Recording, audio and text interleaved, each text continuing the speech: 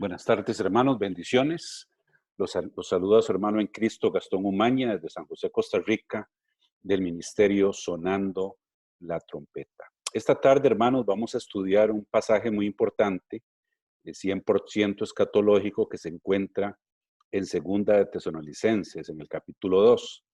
El libro de Tesalonicenses, tanto la primera carta como la segunda carta, son libros muy importantes desde el punto de vista escatológico, porque después del libro de Apocalipsis, en el Nuevo Testamento y las enseñanzas de Jesús en los Evangelios, estas dos cartas de Tesalonicenses nos dan un montón de información escatológica en relación a la segunda venida de nuestro Señor Jesucristo y al arrebatamiento, y una serie de acontecimientos que ocurrirán después, como la apostasía, la aparición del anticristo, etcétera. Entonces, esta carta es muy importante que la estudiemos, que la estudien, porque revela mucha información, pero sobre todo, esta segunda carta de Tesalonicenses echa por tierra una serie de falsas doctrinas que se han introducido en la iglesia, en el pueblo de Dios, en relación con los últimos tiempos. Una de las cosas que vamos a ver ahora, que es en donde vamos a hacer el énfasis, es que la falsa doctrina del arrebatamiento antes de la gran tribulación, ese famoso rapto secreto que no está en la Biblia, este, parte de una premisa falsa. Y esa premisa falsa es que el arrebatamiento es una cosa y que la segunda venida de Cristo es otra cosa, y que entre ambos eventos o acontecimientos hay un periodo de 7 años. Eso no lo encontramos en la Biblia. Esa separación que han inventado esos falsos maestros es para justificar un rapto secreto que no está en la palabra de Dios, y entonces tratan de hacer una separación de estos eventos. Estos eventos podemos decir que son dos eventos separados, pero estos eventos ocurren simultáneamente, como vamos a ver ahora en la palabra de Dios. Entonces, vamos a empezar el estudio de Segunda de Tesalonicenses. Ponga mucha atención, porque esta enseñanza de Segunda de Tesalonicenses echa por tierra y nos deja claramente la visión de que Cristo viene por segunda vez a arrebatar a su iglesia, y ese evento ocurre en forma simultánea. Y que para que ese evento ocurra, o sea, nuestra reunión con Él, o sea, para que Cristo pueda venir por su pueblo, hay dos requisitos que nos muestra la palabra de Dios ahí, que deben de ocurrir antes. Uno es la apostasía, que ahorita vamos a hablar un poco de eso. Yo creo que ya los cristianos semimaduros y maduros tienen que tener mucha claridad de qué es la apostasía y de qué estamos hablando, y tiene que aparecer el anticristo. En otras palabras, para que Cristo pueda venir a arrebatar a su iglesia durante la segunda venida, tienen que darse dos cosas, que es esto que les acabo de mencionar: la apostasía y la aparición del anticristo. Entonces, vamos a irnos, como siempre, a la palabra de Dios, hermanos. Vamos a irnos a la Biblia, una Biblia electrónica, para que usted también pueda ir leyendo, ¿verdad? Las cosas que vamos a ir poniendo por acá, de las que vamos a ir comentando. Vamos a irnos a Segunda de Tesalonicenses, capítulo 2, y vamos a bajar un poquito acá para que usted pueda leer perfectamente el mensaje de la palabra. Entonces, acá en Segunda de Tesalonicenses, capítulo 2, dice, el título que le da esta versión dice: la manifestación del hombre de pecado. El hombre de pecado es el anticristo. Pero vean qué importante lo que le dice Pablo a la iglesia de Tesalónica. Pero con respecto a la venida de nuestro Señor Jesucristo, vea lo que está hablando Pablo acá. Pablo está hablando de la venida de nuestro Señor Jesucristo, de la segunda venida de nuestro Señor Jesucristo. Dice, y de nuestra reunión con Él. ¿Cuál es nuestra reunión con Él? Pues el arrebatamiento. O sea, Pablo aquí está hablando de dos acontecimientos juntos, los está poniendo juntos: la venida de nuestro Señor Jesucristo y nuestra reunión con Él. ¿Cuándo es que nosotros, la iglesia de Cristo, nos vamos a reunir con Jesucristo? Durante la segunda venida, por medio del arrebatamiento para los que estemos vivos, y por medio de la resurrección de los muertos para los hermanos que hayan muerto en el Señor antes de que Cristo venga. Entonces, aquí Pablo nos advierte lo siguiente, dice: pero con respecto a nuestro Señor Jesucristo y a nuestra reunión con Él, os rogamos, hermanos. Vean qué importante, Pablo está clamando para que la iglesia ponga atención, os rogamos, y le habla a la iglesia, hermanos. Dice, que no os dejéis mover fácilmente de vuestro modo de pensar. O sea, en otras palabras, ¿qué está diciendo Pablo? Que nadie los engañe. Pero resulta que hace 200 años al pueblo de Dios lo han tenido engañado aproximadamente en el sentido de que la gente cree que hay un arrebatamiento secreto que no está en la Biblia y que hay una separación entre ese arrebatamiento secreto y la segunda venida de Cristo de 7 años, cosa que usted no le encuentre en la palabra de Dios. Entonces aquí dice, no se dejen mover fácilmente de vuestro modo de pensar, ni os conturbéis, no se preocupen, ni por espíritu, ni por palabra, ni por carta como si fuera nuestra. ¿Por qué Pablo dice ni por carta como si fuera nuestra? Porque en ese tiempo ya habían falsificado cartas de Pablo diciendo que el arrebatamiento ya había ocurrido, habían falsos maestros, como ustedes lo pueden leer en las cartas de Timoteo, donde había gente que había dicho que ya la resurrección de los muertos y por ende el arrebatamiento ya había ocurrido. Entonces había una serie de desinformación, algo muy parecido a lo que está ocurriendo en nuestros días con todo esto del COVID-19, cuando leemos y vemos en las redes sociales informaciones de todo tipo, versiones diferentes, como 100 o 200 versiones diferentes, unas bíblicas, otras antibíblicas, otras súper extrañas. Pero en ese tiempo, a pesar de que no había redes sociales y los medios de comunicación que teníamos hoy, ya había una conspiración dentro de la iglesia, a pesar de que Pablo en la primera carta de Tesalonicenses había sido súper claro y les había enseñado paso a paso qué era lo que iba a ocurrir cuando Cristo viniera por segunda vez, que primero se iba a dar la resurrección de los muertos y posteriormente los que estuviéramos vivos, los que hubiéramos quedado durante la segunda venida de Cristo, íbamos a ser arrebatados. Pero ya había falsos maestros que se habían infiltrado, como los mencioné en la carta de Timoteo, en 1 Timoteo y en 2 Timoteo se habla sobre eso, ya habían venido a confundir al pueblo de Dios. Entonces, Pablo les ruega que no se dejen mover fácilmente de vuestro modo de pensar, ni que se conturben, ni por espíritu, ni por palabra, ni por carta, como si fuera nuestro, en el sentido de que el día del Señor está cerca. Porque aquí Pablo habla sobre el día del Señor. El día del Señor, hermanos, que aquí lo quiero marcar para que lo vea, el día del Señor es un elemento clave en el entendimiento de los últimos tiempos. Si la iglesia comprendiera que es el día del Señor y lo ubicara claramente en una línea de tiempo, nadie los engañaría con el sentido de cuándo es que viene Cristo, de cuándo es el arrebatamiento, cuándo es la resurrección de los muertos, porque el día del Señor es un evento profético clave en el cual Cristo viene, por ser, el momento profético en que Cristo viene a arrebatar a su iglesia. Entonces, cuando usted ubica en el tiempo en lo que es el día del Señor, nadie lo va a engañar. ¿Por qué? Porque el día del Señor, como lo enseñó Jesús en Mateo 24, del 29 en adelante, el día del Señor es después de la gran tribulación. Jesús lo dijo ahí en Mateo 24, 29, cuando él dice que después de la tribulación de aquellos días aparecen las señales cósmicas en el sol, en la luna y en las estrellas, que según el profeta Joel, el profeta Isaías, el profeta Sofonías, el profeta Ezequiel y el profeta Jeremías, y esas señales son las que marcaban la llegada del día del Señor. Entonces aquí Pablo, ¿qué les está diciendo? O sea, no se preocupen, no se dejen engañar, que nadie los enrede, porque el día del Señor no ha llegado. Y aquí algo muy importante es que Pablo está igualando el día del Señor con lo mismo que enseñó Jesús, con la venida de nuestro Señor Jesucristo y con nuestra reunión con Él, que es el arrebatamiento y obviamente la resurrección de los muertos. Entonces aquí Pablo nos está enseñando, vamos a resumir en estos 3 versículos, 3 cosas muy importantes. Primero, que la venida de nuestro Señor Jesucristo y nuestra reunión con Él, ya sea por resurrección o por arrebatamiento, son eventos que ocurren en forma simultánea.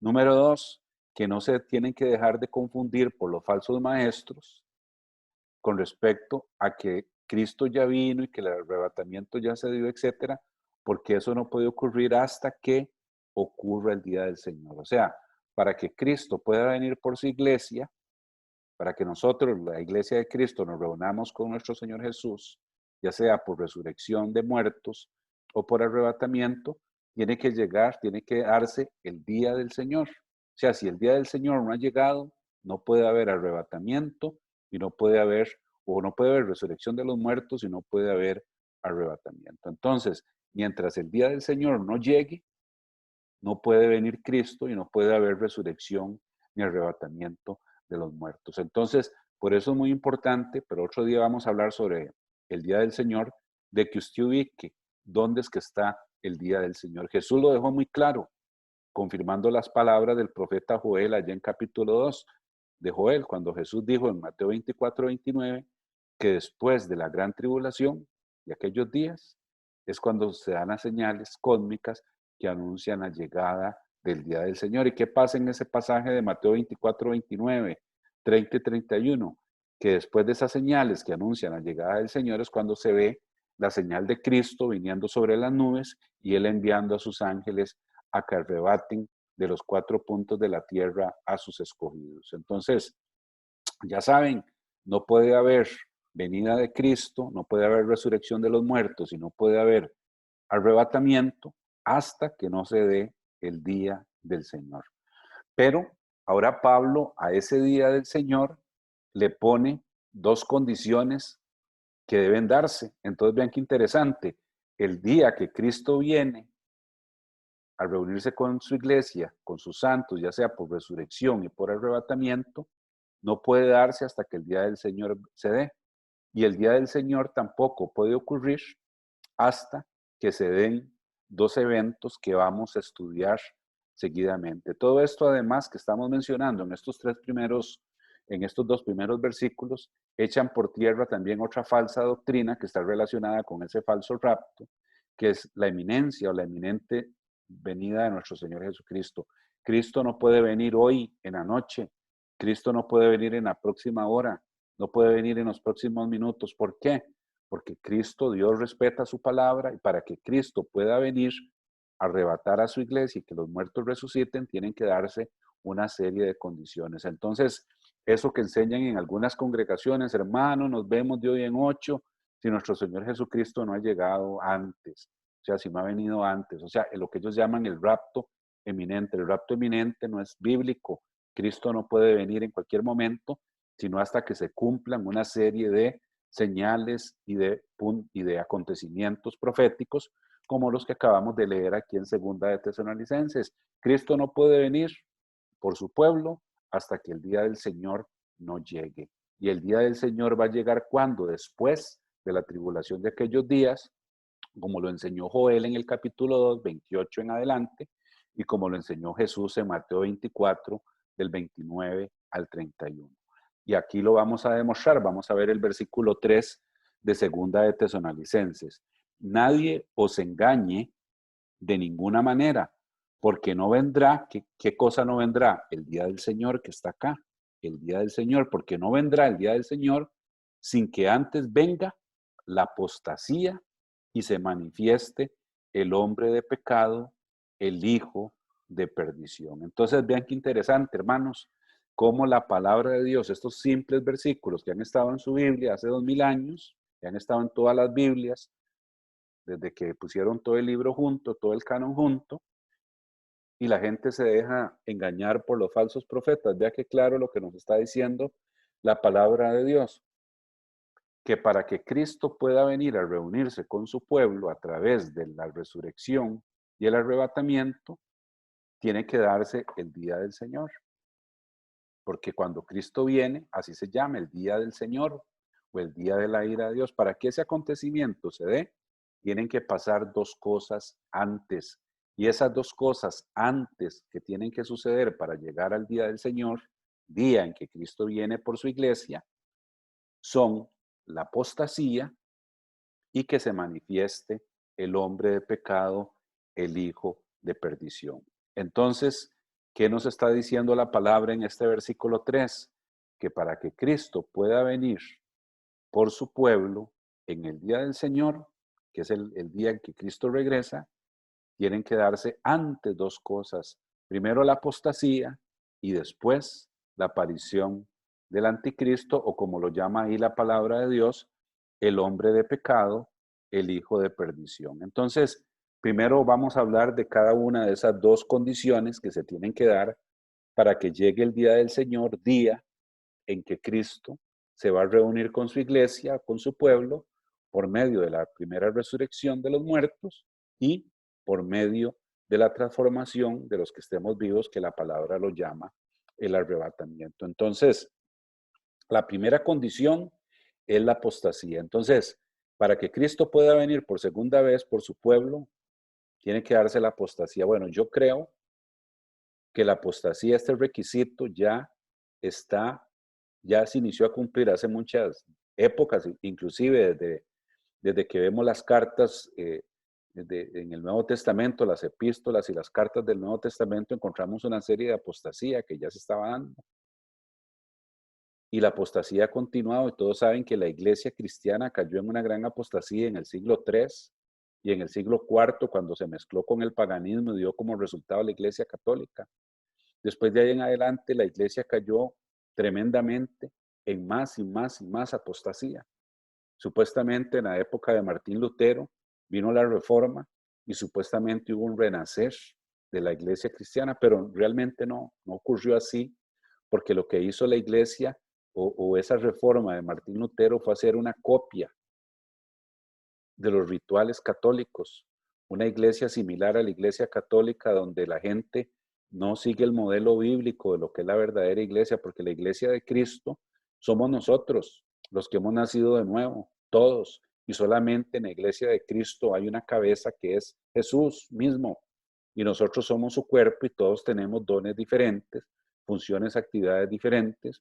Unos son apóstoles, otros son profetas, otros son maestros, otros presiden, otros tienen el don de dar dinero, otros tienen el don de interpretación de lenguas. Todos tenemos actividades y funciones diferentes, pero ese esquema que vemos hoy dentro de lo que se llama las iglesias evangélicas, que es un modelo similar al de la iglesia católica, eso es lo que la palabra de Dios llama la doctrina de los nicolaitas. Entonces vemos que desde el siglo III y el siglo IV se levantó una gran apostasía que inclusive ha llegado a nuestros días. Sin embargo, como decía, ya desde las cartas del Nuevo Testamento vemos apostasía, por ejemplo, a la iglesia de Corinto, tratando de seguir algo similar a la doctrina de los nicolaitas. Unos decían, yo soy de Apolo, otros yo soy de Pedro, o de Cefas, yo soy de Pablo. Estaba ya la iglesia dividida.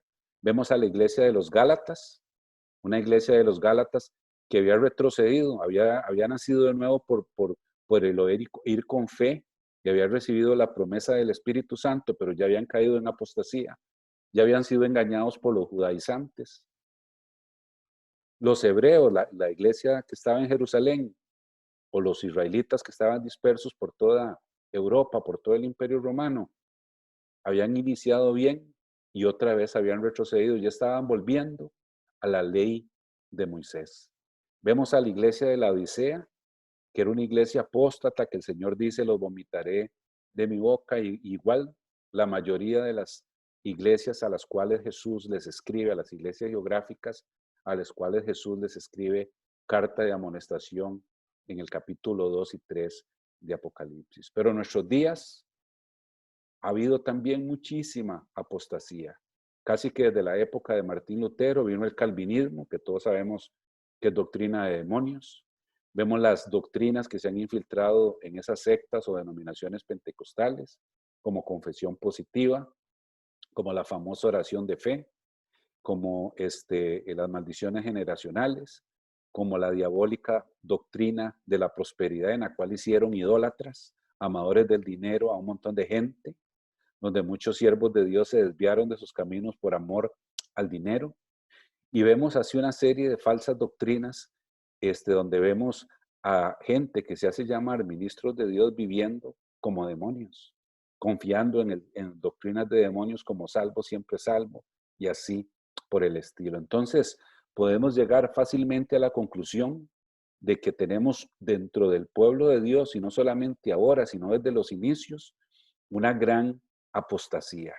Y esa gran apostasía inclusive se refleja en los acontecimientos que estamos viendo en el tiempo de hoy, con toda esta crisis mundial del COVID-19, donde nos tienen a todos encerrados en las casas en cuarentena y vemos un pueblo de Dios sin poder, un pueblo de Dios confundido, que no es entendido en los tiempos y que no sabe qué es lo que está ocurriendo, no sabe que estábamos en principio de dolores, que aunque esto haya salido de un laboratorio de microbiológico y que sea una guerra microbiológica o que venga de una mutación de animales a hombres o lo que sea, todo, ellos no entienden que Dios está permitiendo todo esto que está ocurriendo porque la maldad de los hombres ha llegado hasta los cielos.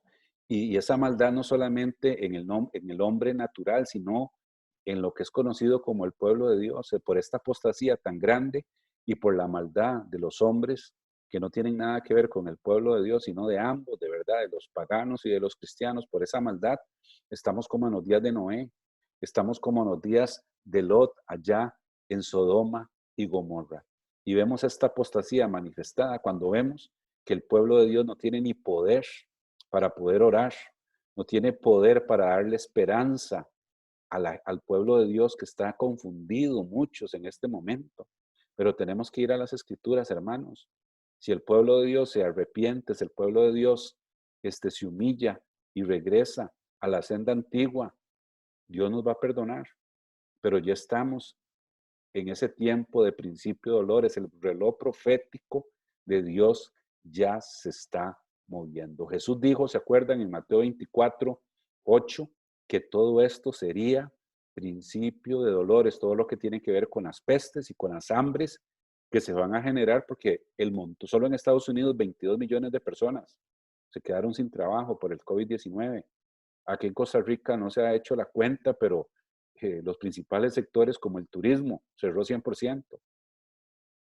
Un montón de restaurantes cerraron. Un montón de actividades económicas han desaparecido. El mismo gobierno ya no va a tener que cobrar impuestos porque las empresas ya no van a estar. Entonces se avecina una crisis económica donde va a haber mucha hambre, donde va a haber muchas cosas que nosotros en nuestra generación nunca hemos estado acostumbrados a ver. Y todo esto, hermanos, es principio de dolores, tal como Jesús lo dejó dicho ahí en Mateo 24, versículo 8 y los versículos anteriores. En el 9, Jesús que decía, va a venir la tribulación, los van a entregar a ustedes a tribulación, Mateo 24:9, y los van a matar. ¿Por qué? Porque va a aparecer un tipo que la Biblia profetizó que se llama el anticristo, que la Biblia profetizó que se llama, como dice aquí en 2 Tesalonicenses 3, el hombre de pecado, el hijo de perdición, que el libro de Apocalipsis en el capítulo 13 lo llama la bestia, lo llama la bestia. Jesús lo llamó la abominación desoladora ya en Mateo 24:15. Pablo en 2 Tesalonicenses lo llama el hombre de pecado, el hijo de perdición.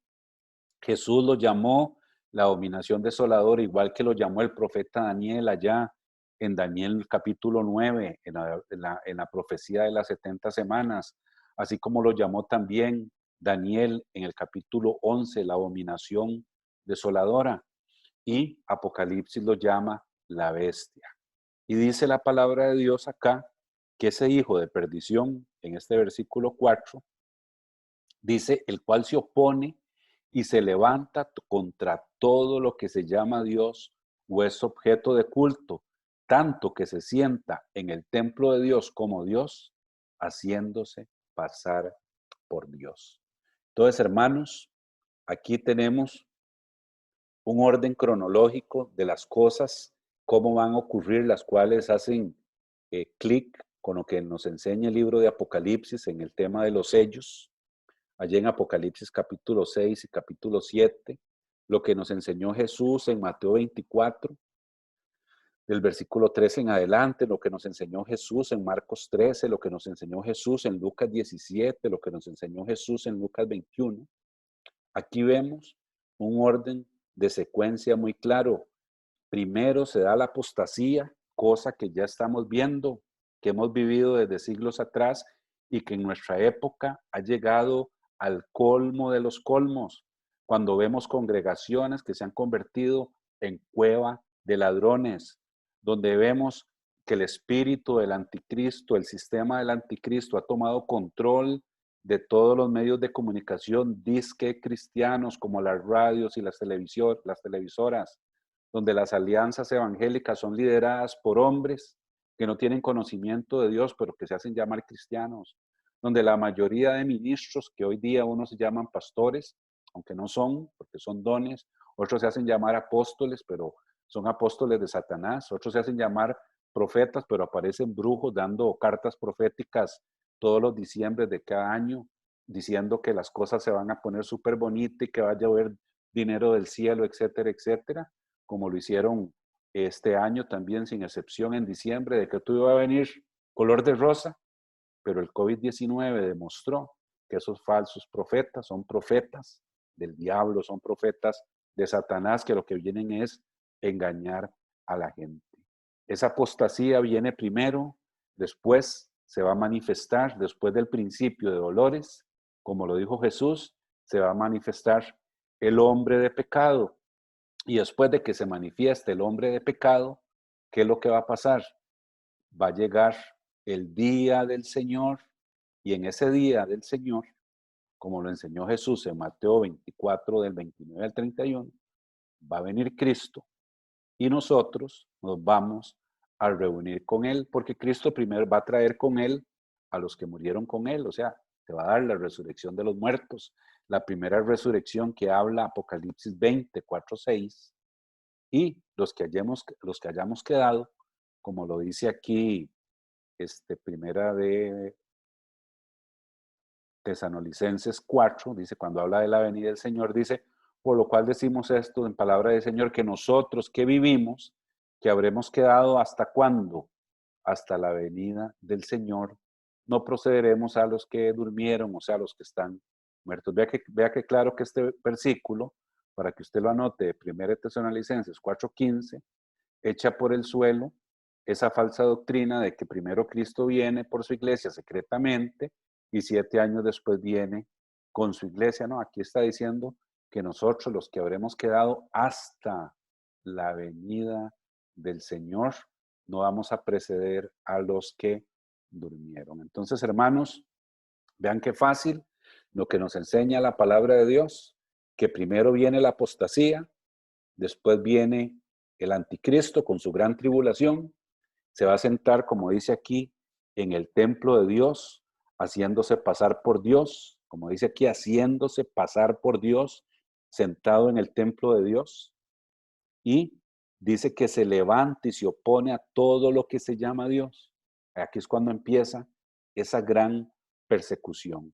Y dice, pero que después, cuando llegue el día del Señor, como lo anuncia Jesús en Mateo 24, 29, Cristo viene por su pueblo y ahí se da la resurrección de los muertos y el arrebatamiento de la iglesia. Y Pablo les decía a la iglesia, dice, ¿no os acordáis que cuando yo estaba con vosotros, ¿cuándo fue eso? Cuando Pablo estaba en la iglesia de Tesalónica, como lo puede ver en el libro de los Hechos. Y después Pablo les manda la primera carta a los tesalonicenses, donde les dejó súper claro qué era lo que iba a pasar, qué es lo que les acabo de leer aquí en Primera de Tesalonicenses capítulo 4. Entonces, Pablo ya había sido muy claro con esa iglesia y entonces vea lo que les dice.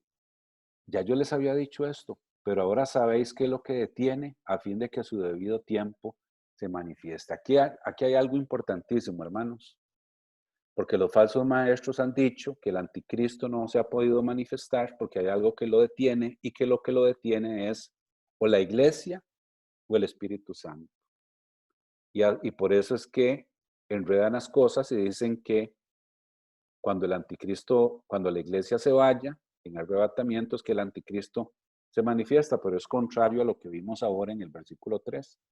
Aquí en el versículo 3 es muy claro cuando dice que para que Cristo pueda venir en el día del Señor tienen que ocurrir primero dos cosas, la apostasía y la aparición del anticristo. Entonces, esto no se puede interpretar como ellos dicen porque contradice lo que enseña el versículo 3. Todos sabemos que el que detenido al anticristo es Dios mismo. Dios tiene todo establecido desde el principio. Dice Isaías 42 y a Isaías 46 que Dios tiene todo preestablecido desde el inicio. Y Dios no va a dejar que el anticristo se manifieste hasta su debido tiempo. Dios tiene sus ángeles, que sus ángeles son los que controlan la actividad satánica de los ángeles caídos. En el momento en que Dios diga o permita que el anticristo se manifieste, él se va a manifestar, como vamos a ver ahora un pasaje en Apocalipsis 12. Pero dice Pablo que nosotros sabemos quién es lo que lo detiene, Dios mismo. ¿Quién es el único que tiene poder? Dios mismo. ¿Por qué la iglesia no lo va a poder detener? Porque la iglesia del tiempo del fin, como lo muestran las 7 cartas que Jesús envió en Apocalipsis 2 y 3, son iglesias súper débiles. Ustedes saben que estamos en apostasía, aquí mismo lo leímos ahora. Tenemos una iglesia tan débil, que no es capaz de orar contra el coronavirus. Bíblicamente se ponen a reprender y atar, y vemos a Maldonado y ese montón de locos que se ponen según ellos, a matar, y lo han matado como 10 veces, pero todos los días sigue muriéndose gente de coronavirus. No, bíblicamente tenemos que arrepentirnos, tenemos que humillarnos y volver a los pies del Maestro para que Él sane nuestra tierra y nos sane a nosotros. La iglesia no tiene ningún poder, la iglesia está en una bancarrota espiritual. Si hoy sonara la 7ª trompeta de Apocalipsis 11 o de 1 Corintios 15, que es la que anuncia la resurrección de los muertos y el arrebatamiento, la mayoría de la iglesia de Cristo no se iría, porque la mayoría no está en condiciones espirituales, no está caminando en santidad para irse con el Señor. Por eso la palabra de Dios habla de un pequeño remanente. Solamente un pequeño remanente son los que van a estar preparados para cuando nuestro Señor regrese. Y no es el Espíritu Santo tampoco, porque en enseñanza de Marcos 13, y usted puede buscarla, que es el paralelo de Mateo 24, dice, Jesús nos dice, cuando ustedes se los lleven a la cárcel, a causa de la palabra de Dios y del testimonio de Jesús, no se preocupen por lo que van a decir en ese momento. Lo dice Marcos 13, búsquelo, porque en ese día el Espíritu Santo les va a decir qué es lo que ustedes tienen que decir.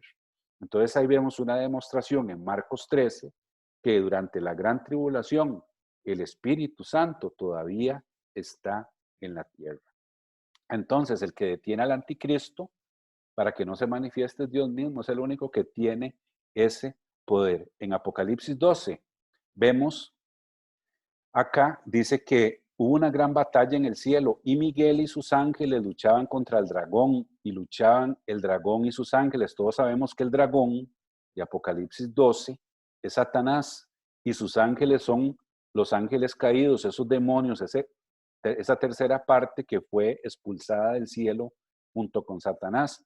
Pero dice que Satanás y esos demonios no prevalecieron ni se halló ya lugar en el cielo y que fue lanzado fuera el gran dragón, la serpiente antigua que se llama Diablo y Satanás, el cual engaña al mundo entero, y fue arrojado a la tierra y sus ángeles fueron arrojados con él. Entonces vemos que el que arroja, al que expulsa a Satanás del cielo, que es cuando empieza la gran tribulación, es nada más y nada menos que el arcángel Miguel, así como lo vemos en el libro de Judas, al arcángel Miguel reteniendo a Satanás, como lo vemos en Daniel 12, cuando vemos al arcángel Miguel también, ya dejando de que Satanás o que el anticristo se mueva, o en Daniel 10 también. Entonces vemos que Miguel, el arcángel Miguel, es un instrumento que Dios usa y sus ángeles, los ángeles buenos, para echar fuera a Satanás. En ese momento, cuando es lanzado fuera, es cuando empieza la gran persecución de Satanás y del anticristo contra la iglesia. Aquí lo puede ver usted en el versículo 13, dice, cuando vio el dragón que había sido arrojado a la tierra, persiguió a la mujer que había dado luz al hijo varón. La mujer que dio a luz a Jesús es la nación de Israel, pero aquí está hablando ya del Israel espiritual y dice que ese Israel espiritual es protegido tiempo y la mitad de un tiempo. Dice que la serpiente, que es Satanás, arrojó de su boca agua tras la mujer, que es el Israel de Dios, pero Dios ayudó a la mujer. Pero vean qué interesante lo que dice acá. Entonces el dragón se llenó de ira contra la mujer y se fue a hacer guerra contra el resto de la descendencia de ella, contra los hijos, contra los que formamos parte del Israel de Dios. ¿Quiénes son los que forman parte del Israel de Dios? Los que guardan los mandamientos de Dios y tienen el testimonio de Jesucristo. Entonces aquí vimos cómo ese retenedor, ese que no deja que Satanás se manifieste, que es Dios mismo que usa al arcángel Miguel y a sus ángeles, expulsan a Satanás. Satanás cae en el planeta Tierra y es cuando empieza la persecución, como lo pinta acá esta ilustración de Apocalipsis 12, una persecución contra Israel, el Israel de Dios que está formado por los que guardan los mandamientos de Dios y tienen el testimonio de Jesucristo. Entonces, vimos que cómo es esto de que Satanás o el anticristo aún no se ha manifestado. ¿Por qué? Porque Dios tiene un tiempo establecido para que eso ocurra. Y también la palabra de Dios aquí nos dice, porque ya está en acción el misterio, perdón, de la iniquidad. Ese misterio de la iniquidad es el espíritu del anticristo, que usted lo ve moviéndose en los supuestos templos o que la gente llama erróneamente iglesias. Usted ve que todas las enseñanzas que están ahí vienen del espíritu del anticristo, que son las doctrinas de demonios, la prosperidad, el salvo siempre salvo, el calvinismo, la oración de fe, todas esas falsas doctrinas, confesión positiva, la palabra de fe, todo ese tipo de falsas doctrinas, ese misterio de la iniquidad que ya se está moviendo. Desde la época de Pablo ya había venido con religiosidad a través de judaizantes y un montón de gente que quería volver al pueblo de Dios a la esclavitud o al engaño religioso. Y dice la palabra de Dios que cuando Cristo venga, en el versículo 8 de 2 Tesalonicenses, dice que entonces se manifestará el inicuo, o sea, el anticristo se va a revelar tal quien es cuando lo dejen de retener, cuando el arcángel Miguel ya le quite las amarras y él se empiece a manifestar.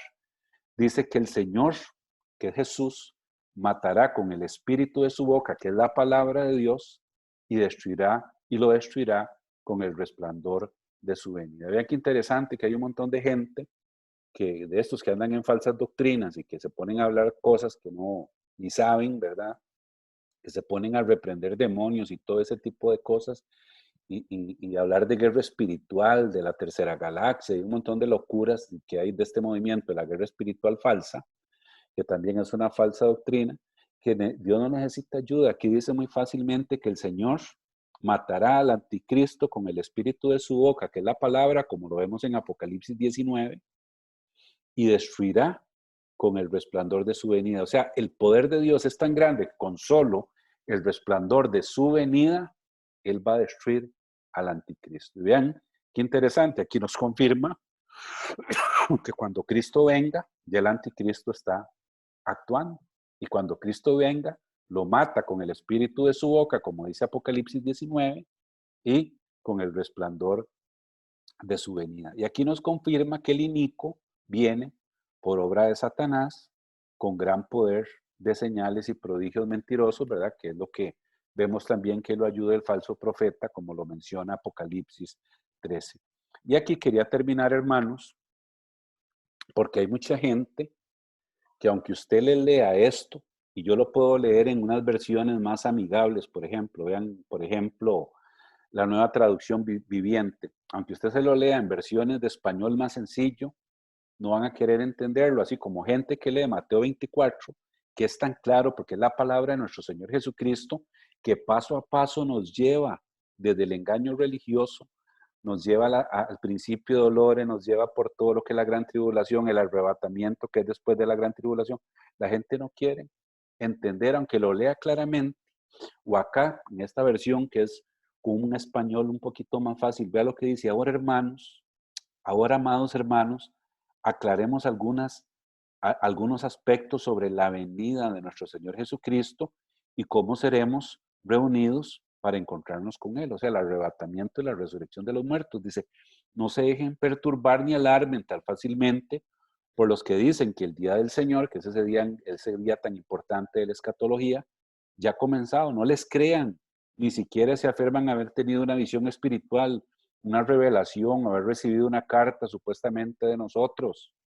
No se dejen engañar, dice el versículo 3, por lo que dicen, pues aquel día no vendrá hasta que haya una gran rebelión contra Dios. Esta gran rebelión contra Dios es todo lo que se ha venido manifestando a través del pueblo, del supuesto pueblo de Dios, que se ha venido rebelando contra Dios, enseñando doctrinas de demonios y siguiendo espíritus engañadores, que es el ministerio de la iniquidad, que es guiado por el espíritu del anticristo, dice. Una gran rebelión contra Dios y se dio a conocer el hombre de anarquía. El hombre de anarquía es ese que se va a sentar en el templo de Dios haciéndose pasar por Dios. Entonces, vean qué fácil que es, qué tan fácil lo pone la palabra de Dios, pero ¿por qué, hermanos, mucha gente, aunque usted le enseñe las cosas claramente en la palabra de Dios, no las quieren creer, hermanos? Muy fácil. Y ponga mucha atención, hermanos, ponga mucha atención porque usted puede estar siendo presa por su desobediencia de lo que viene del versículo 10 al versículo 12. Escuche y con esto terminamos. Dice que con todo engaño de iniquidad, dice que aquí está hablando del espíritu del anticristo, de ese espíritu de la iniquidad. Dice que con todo engaño e iniquidad para los que se pierden por cuanto no recibieron el amor de la verdad para ser salvos. Porque mucha gente, aunque lea la palabra de Dios y vea las verdades, estén ahí las verdades claramente expresas, no pueden entender, porque ellos no reciben el amor de la verdad para ser salvos. Y vea, cuando una persona no recibe la palabra de Dios, vea lo que pasa. Por eso Dios les envía un poder engañoso, o como se dice en inglés, strong delusion, para que crean la mentira. Por eso Dios les envía un poder engañoso para que crean la mentira. ¿A fin de qué? De que sean condenados todos los que no creyeron a la verdad, sino que se complacieron en la injusticia. Jesús es la verdad. Jesús dijo, yo soy el camino, la verdad y la vida. Entonces, toda aquella persona que no reciba el amor de la verdad, que es la palabra de Dios, para ser salvos, Dios les va a enviar un poder engañoso, como lo hizo en los tiempos del rey Acab, con sus 400 falsos profetas, para que crean la mentira. Entonces todos vemos a los falsos profetas del falso rapto secreto. Todos vienen y engañan a la gente y les empiezan a decir montones de cosas que no están en la palabra de Dios.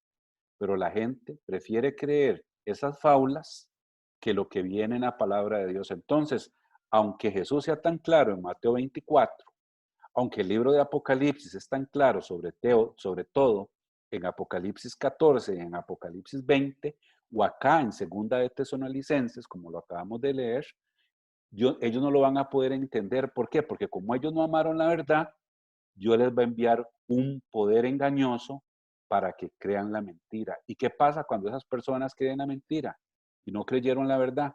Esas personas van a ser condenados, van a ir al lago de fuego por los siglos de los siglos. Entonces, hermanos, vea lo peligroso que es seguir las falsas doctrinas. Inclusive en Apocalipsis 22, al final de la palabra de Dios, uno de los últimos versículos que habla el Nuevo Testamento y el último libro de la Biblia, que es el libro de Apocalipsis o de Revelaciones, como le dicen en otros lados, dice que cualquiera que le agregue o le quite, Dios lo va a borrar del libro de la vida y sobre él van a caer las plagas postreras que están descritas de Apocalipsis 16 en adelante. Que el Señor los continúe bendiciendo, hermanos. Espero que este mensaje haya sido de bendición y nos seguimos viendo próximamente con otra enseñanza.